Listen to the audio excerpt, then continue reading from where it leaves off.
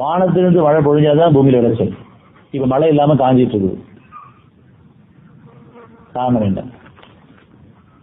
13:41. பூமியை அதன் இயற்கை வளங்களில் இருந்து நாம் குறைத்து வருகிறோம் என்பதை அவர்கள் பார்க்கவில்லையா? நம்ம எல்லாரும் பார்த்துதான் இருக்கோம். நமக்குள்ளேயும் தண்ணி சுருக்கம் ஏற்பட்டிருக்குது, காஞ்சிட்டு இருக்குது. வெளிநாடுகள்லையும் பல நாடுகள்லையும் தண்ணி இல்லாம ஆயிட்டு இருக்கு. மேலும் அல்லாவே தீர்ப்பளிப்பவன். சாதாரண சொல்லுவாங்க, நீ ரொம்ப பாவம் பண்ணாத, தவிர்த்து தண்ணி அடிக்கான்னு சொல்லுவாங்க. மனசாட்சி சொல்லுவாங்க, தவிர்த்து தண்ணி வைக்கன்னு சொல்லுவாங்க. அப்ப அந்த அளவுக்கு நம்ம பாவத்துல மூழ்கி கிடக்கிறோம், பொருளை மூழ்கி கிடக்கிறோம், மனைச்சியில மூழ்கி கிடக்கிறோம், பெருமையில மூழ்கி கிடக்கிறோம், பொறாமையில மூழ்கி இருக்கிறோம், உணர்ச்சியில மூழ்கி கிடக்கிறோம். உணர்வு பெறணும், பாவத்துல மீளணும், உணர்ச்சியில மீளணும், உணர்வுல வாழணும், வாழ விருப்பணும்.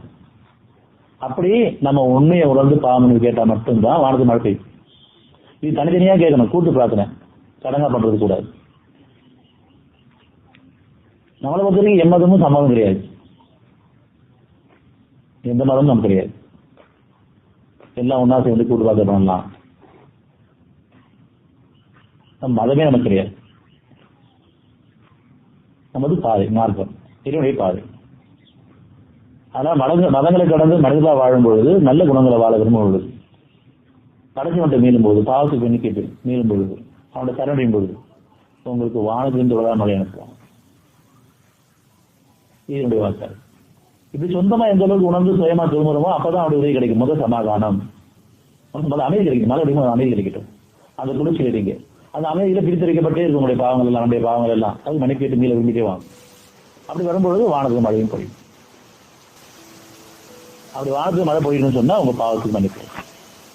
நம்ம எல்லாரையும் பார்த்து மன்னிப்பு கேட்கணும். சும்மா பாவம் மன்னிப்பு கேட்கறது இல்லை, உணர்ந்து கேட்கணும்.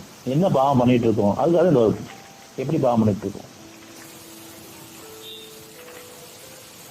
71:10-11 பாட்டு. மேலும் உங்கள் இறைவனிடம் மன்னிப்பு கேளுங்கள். இந்த மன்னிப்பு கேளுங்கள் இல்லை, மன்னிப்பு கேளுங்கள். ஏன்னா மனுஷ ஆலோசித்து எங்க நீங்க பாவம் பண்றீங்கன்னு கேளுங்க. நம்ம எல்லாரும் கேளுங்க. பாவ மன்னிப்பு கேளுங்க, பாவ மன்னிப்பு கேளுங்க, பாவத்துக்கு மீளுங்கள். இது ஒவ்வொன்றும் ஒரு பேர். முதல்ல ஒரு கஷ்டம் வரும்போது பாவ மன்னிப்பு கேளுங்க.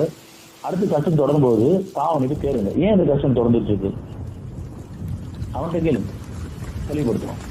உங்களை பத்தி உங்களுக்கு அறிவிக்கப்படும். இந்த பாவத்துல தான் இந்த கஷ்டம் தொடர்ந்துட்டு இருக்கு. நான் உணர தவறுனா கூட அந்த ஞானம் கொடுக்கப்பட்டவங்க மூலமா எனக்கு தெளிவுபடுத்தப்பட்டோம்.